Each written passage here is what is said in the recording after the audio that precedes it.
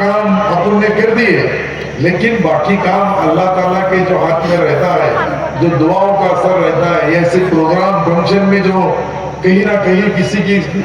हर एक के दिल से जो दुआ निकलती है, वो बहुत बड़ी चीज है। और वो सुकून हमको मिलने का मौका जितने नौशानी दिया है, मैं उनको मेरी तरफ से फिर से एक बार मुबारकबाद दूंगा। क्या आने वाली जिंदगी उनकी, जैसा मौलाना नसीम साहब ने बताया, उस तरह से जब भी जहां भी जो भी चीज की उनको जरूरत पड़ेगी, इस राज्य का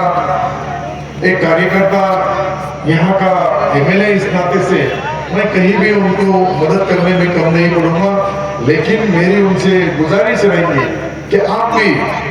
जैसे अपनी शादियां आज हो रही है, इतना बड़ा मजमा है, इन्होंने आने वाले साल की तैयारी अभी से करता हूं। आप सोचो कि जब मैं मेरे लड़कियों की शादी इस तरह से, जैसे आपकी शादी कर रहा हूं वैसे उनकी भी किया, उस तरह से ही किया,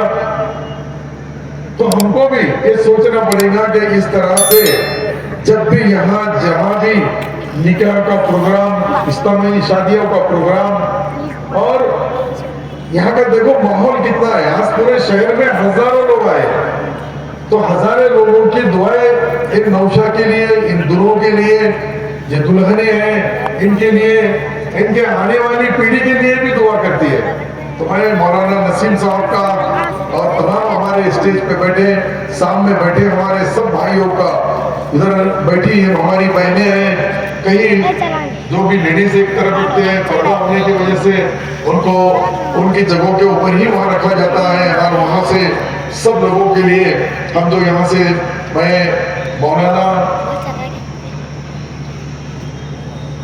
नसीम साहब से गुजारिश करूंगा कि वो खुतबाएं होने के बाद फिर दुआ करेंगे। दुआ के बाद सब अपने अपने हिसाब से, जहां से बाहर से आए हुए मेहमान हैं, उनकी गाड़ियां जाते समय उसकी स्पीड, हमारे पास कई ऐसे लोग आते हैं कि जज्बात में एक आधा कुछ एक्सीडेंट वगैरह हो गया तो उनके पूरे खानदान को, हर आदमी को, इस नौशाओं के लिए आए हुए मेहमानों को उसकी बदनामी होती है। इसलिए मेरी खास तौर पे खुसूसन आपसे गुजारिश रहेगी, रिक्वेस्ट रहेगी, विनती रहेगी कि जाते समय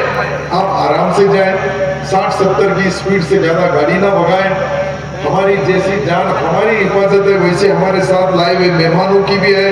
जो रास्ते से जाता है उनकी भी रहेगी। इतनी ही मैं गुजारिश आपसे करता हूँ और सब मेहमानों का तहे दिल से शुक्रिया अदा करता हूँ। कोई काम करने में, कोई खिलाने में, कोई रहने में, कोई आने जाने में, जिनको जो जो तकलीफ होगी उसकी मैं माफी चाहूंगा। लेकिन इस साल अगर कुछ चीज हमने भूल गए,